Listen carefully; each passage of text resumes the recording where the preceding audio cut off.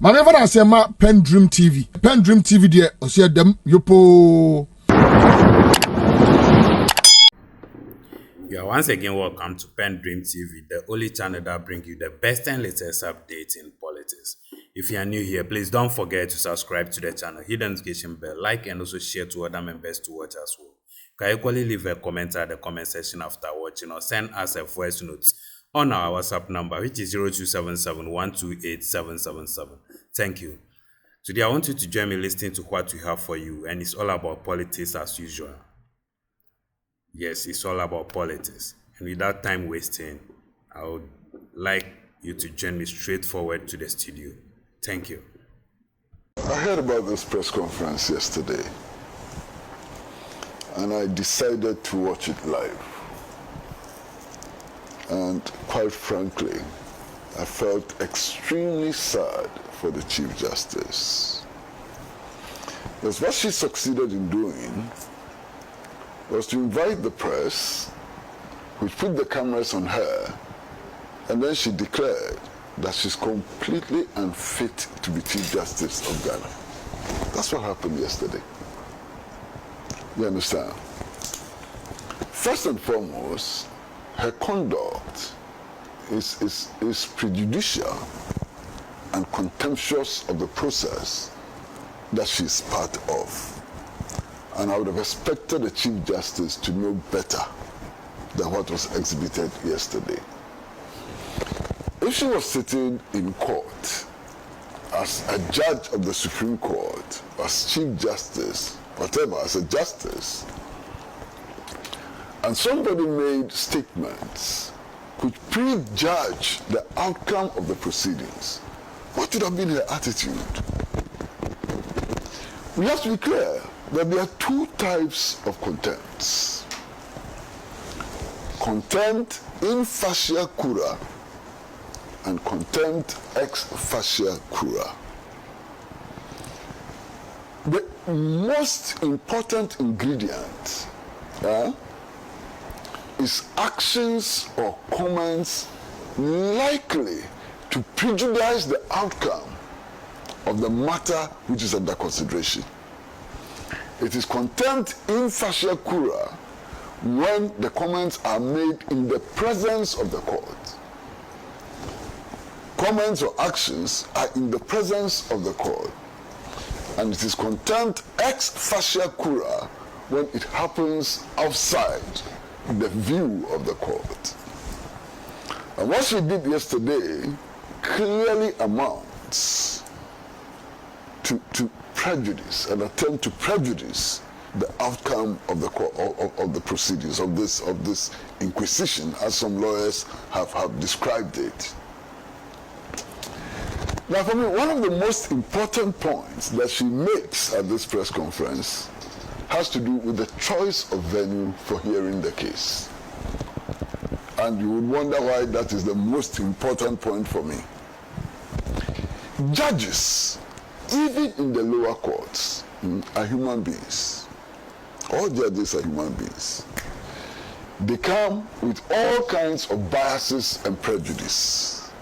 But the expectation is that once they become judges, they will strive to overcome those prejudices that are inherent in their history, are inherent in the relationship they have formed, and so on. They must be able to rise above those prejudices. And indeed, when they are not able to rise above those prejudices, they are required by common sense and even the interpretation of the law to recuse themselves. Okay. Now, what did the suspended Chief Justice do yesterday? She came and said, this process is taking place at a due lodge. Something happened at a due lodge more than 40 years ago, which is related to my uncle. And because of that, I feel traumatized. I'm unable to make balanced judgments. I feel intimidated. I see ghosts, I see kakai when a due lodge is mentioned. Master, clearly, what she's saying is that she's not been able to rise above that prejudice which is inherent in her relationship with Major Akwa. That prejudice which is inherent in her family history and so on. Is that not worrying? I'm very worried about it. You understand? And all of us do know that that event she referred to has to do with the PNDC, the Provisional National Defense Council, over which Jerry Rawlings was chairman. So if she carries such a prejudice, if she's traumatized by that event, doesn't that suggest that she cannot be fair to anybody directly or remotely related to the PNDC? Yeah. What a statement to come from her. Yeah. So, based on her own statement, when there was a case before her for determination, and the plaintiff's name by accident is Amatekwe, what will she do? Just think about it. Based on what she said yesterday at the press conference. Now there's a case before her, and the plaintiff or respondent or defendant is called Amatekwe, who was executed for the assassination of her uncle. Based on her own statement, what will be her attitude? I mean, this is the gravamen of what she said yesterday. The prejudice is inherent. She cannot rise above it. She's steeped in that prejudice. Her whole life is about the murder of Major Akwa. It influences her. It gives her jitters and so on.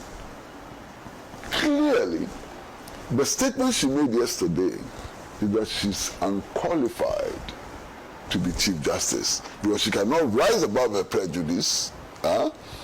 She cannot rise above her prejudice, which is inherent in her family history and so on. And I was very deeply troubled by her own statement about herself. You understand? Very deeply troubled about that. Now, as Chief Justice, it is also clear that she must be very conversant with the law. She must know the law. Okay? And the law is made up of the hardcore letter of the law. Hardcore letter of the law. What the law says. The letter of the law. And also history. You understand? There are two components. The law in motion, that is its history. What judgments were arrived before, what contestations took place in the court and so on, all of that add to the interpretation of the law, and then the text of the law itself too. So I'm surprised that the Chief Justice's press conference clearly does not show that she's aware that the Supreme Court had made 3 determinations on some of the issues that she raises. And one of the issues she raises has to do with in-camera sitting of this committee. Indeed, Kwame, 3 Supreme Court decisions have been made before her case was referred to the Justice Praman Committee. And in the first case, there's a case of Justice Derry versus Tiger Eye. There's also the case of Ajay Chum versus Attorney General. And there's the case of the Ghana Bar Association versus the Attorney General. In all of these 3 cases, the Supreme Court decided that Article 146 proceedings ought to be in camera. Our Chief Justice does not know this. So if our Chief Justice does not know this, how competent can she be as a Chief Justice? She's not aware. She doesn't know that there have been 3 determinations. The such processes ought to be in camera. What? The Chief Justice doesn't know. Shocking. Let's put that aside. The Chief Justice is complaining that her husband was not allowed into the city.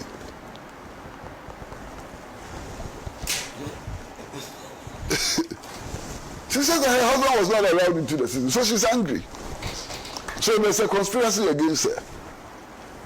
This one, Master, you don't have to be a lawyer. You don't have to be a judge.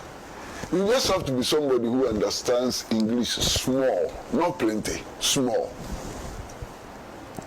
How can a proceeding be in camera and spouses are invited to sit in? Somebody must explain that to her. I think that I understand it, but she needs explanation. So when I heard that yesterday, I was completely taken aback. So this madam, this woman was Chief Justice of Ghana. How did she become Chief Justice of Ghana? Amazing, unbelievable. Can you believe that she was Chief Justice of Ghana? And she doesn't know that on 3 occasions, the Supreme Court, over which she presided on many occasions, had made a clear determination on this matter. And she wants her husband to come and sit in the process, in the proceedings. What will the husband do for her? The husband's presence. So, if the Chief Justice is telling us that she loses her balance when the husband is not around, and she is saying it, or I'm not saying it, that when the husband is not around, she becomes jittery, she loses her balance, she can't think properly, and so on. Okay, agreed. So when there are major constitutional cases which will determine the destiny of this country, and she's sitting in the Supreme Court, would we take her husband to sit by her and hold her hand for her to be firm and clear? I mean, unbelievable. The Chief Justice is certainly clearly telling us that she's not competent. Because if you have a judge who needs her husband or her wife's presence in court in order to give her vim and stability, then we're in trouble. If I lie, please tell me if I lie. Because that's an argument that when my husband is not around, oh my goodness, I can't do nothing. I start shaking and so on. So in all the cases that she presided over, was her husband in court? All the cases, I think we should check. Because if the husband was not in court, hey, then she did something to the law. Why are you laughing? Because she needs a husband. The husband must be by her to give her stability. You know, when the husband is not there, she's traumatized.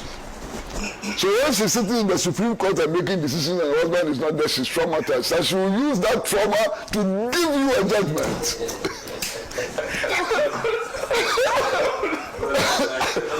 Why are you people laughing?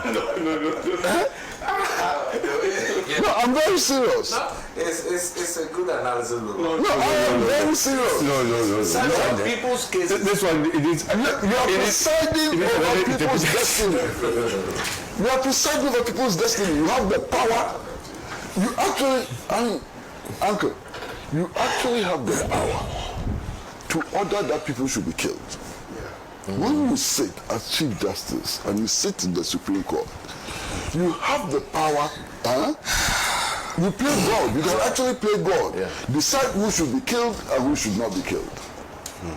And such a person tells us that in the absence of her husband, she goes gagas. What? Can you believe this? That when the husband is not there, and she has so much power. Wow. incredible. I mean, I simply cannot believe it. But it gets worse. It gets worse. Master, it gets worse. This is Chief Justice of the Republic of Ghana. And Master, Ghana has had some of the best judges in the history of jurisprudence in Africa. And we can mention them.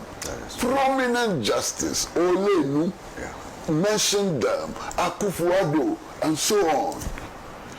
The position she occupies has been occupied by giants in law and so on.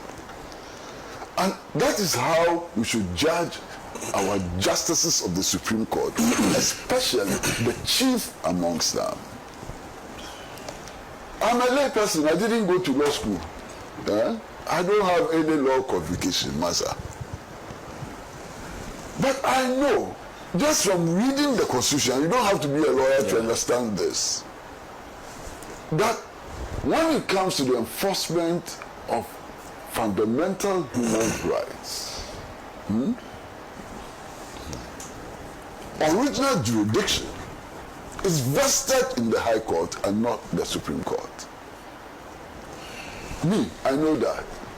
Our Chief Justice doesn't know that. Hey! Can you believe? So she actually goes to the Supreme Court to invoke the original jurisdiction of the Supreme Court to protect her fundamental human rights. She didn't know. Her colleagues at the Supreme Court had to tell her that, Madam, as for this one, we beg you, that is not the case. The Constitution doesn't say that. And she's still insisting on sitting there as the Chief Justice. She doesn't know the law. What? Chief Justice Torkornoo, she doesn't know the law.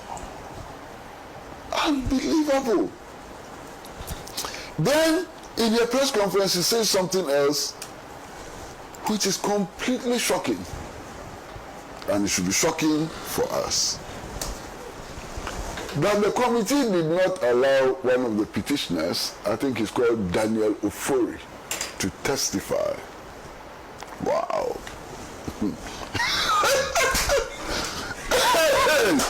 Master, you remember, you have to remember the election petition. You remember? Yeah. Big one there. You remember the decision of the Supreme Court? Big one. The Supreme Court decided in our face. And in fact, that proceeding was televised. The Supreme Court decided that they cannot even force Jim Mensah to testify. You understand? They said they would not even allow her to testify. She's free to testify or not to testify. Yeah. And that was a case in which she was the presiding officer for that election. She was. That was the case in which she was the electoral chairperson of the Electoral Commission and so on. The Supreme Court decided that, no, madam, if you don't want to testify, it's okay. But our learned Chief Justice, and she's more than learned, her Lordship, the Chief Justice, doesn't know that. Her Lordship, the Chief Justice, says that the committee should have forced Daniel Ofori to testify. Unbelievable. Then another case which just kills me completely. Justice Torkornoo holds a press conference and she says that I have not been given a copy of the petition. I am not sure what kind of petition the committee is dealing with and so on. But you see, she made a request to President John Dramani Mahama to give her 7 days to respond to those petitions.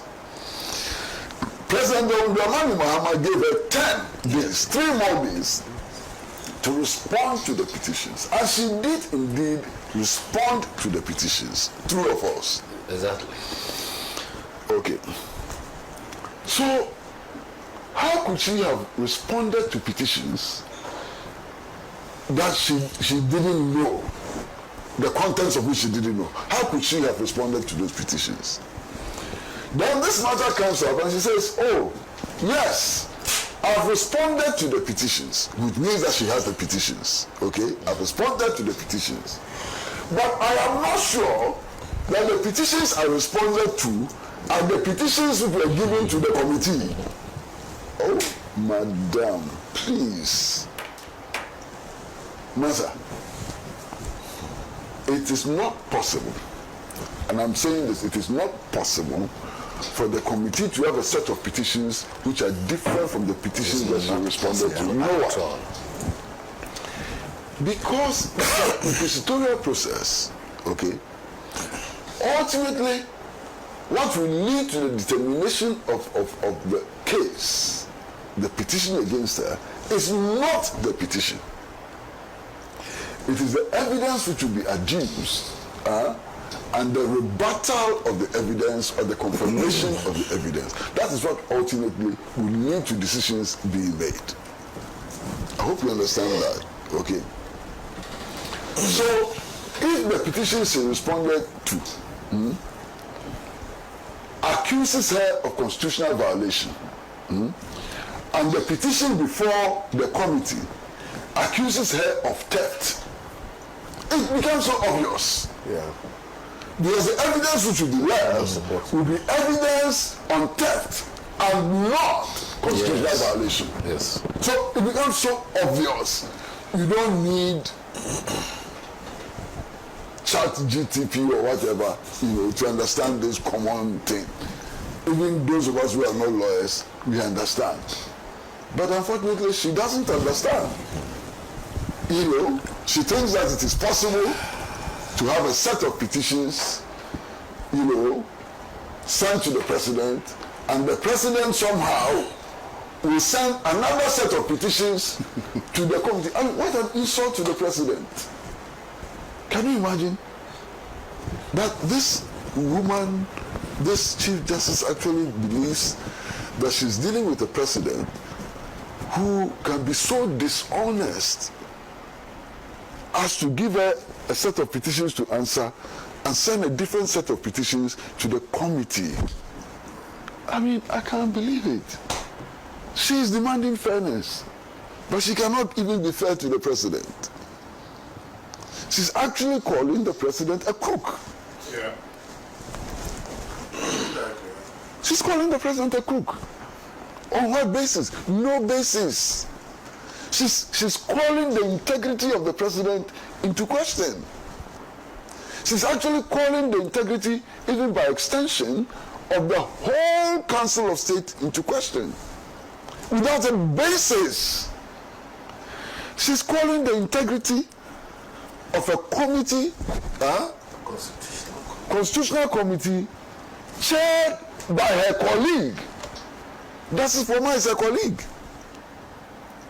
In fact, when they sit on the Supreme Court, she's only primus inter pares. That is the rule, primus inter pares. So Justice Former is her colleague. And she's calling Justice Former's integrity into question without a basis. I can't believe it. But Kwame, it gets worse. One of the judges sitting on this committee served on the Supreme Court with her. And she has, on more than one occasion, empaneled him to deal with very, very serious cases.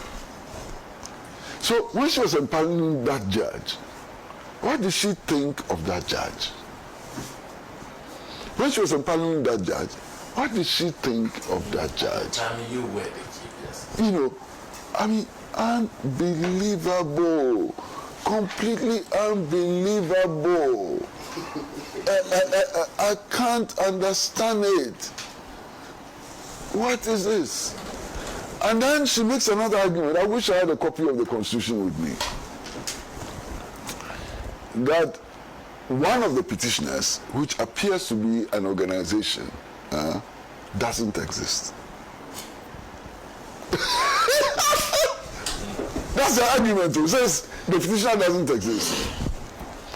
And why she thinks that the petitioner doesn't exist, apparently is because she's gone to the Registrar General and found that it is not registered as an organization. Whoa. Uncle Randa.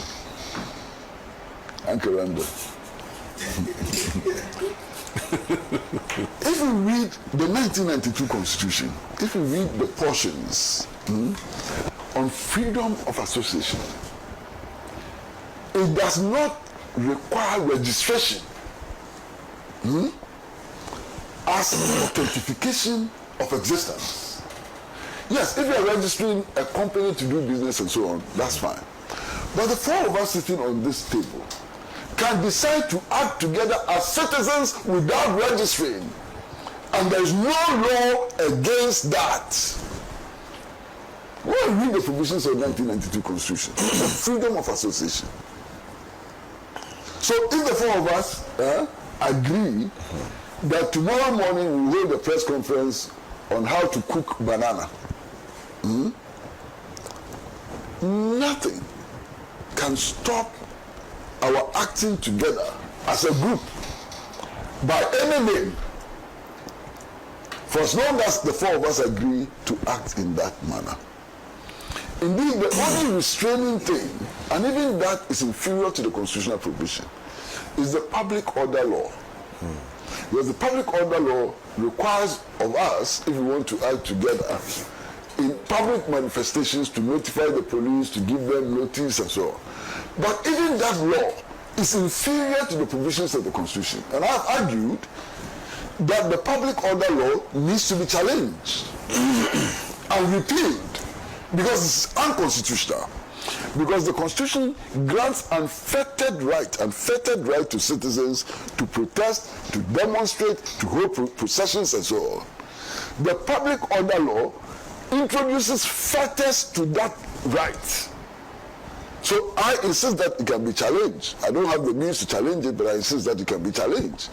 So that is the only fetter to citizens acting together and so on. So I don't know how the Chief Justice read the Constitution. I want to be very, very kind to her.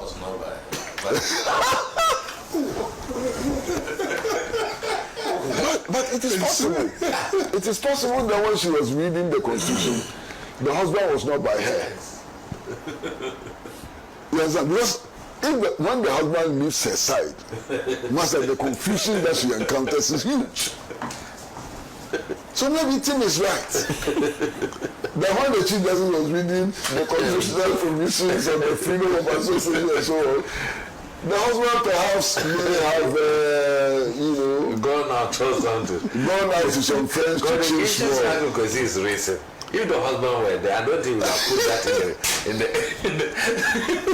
petition. By the way, was the husband present at the press conference? I didn't see the husband. I don't know the husband. Yeah, I don't know the husband. But maybe the husband was not present at the press conference. That may also explain some of the things that happened there. Come here, finish my submission. Thank you. We much appreciate your time on the channel and say God bless you for the good work you are doing and continue to do.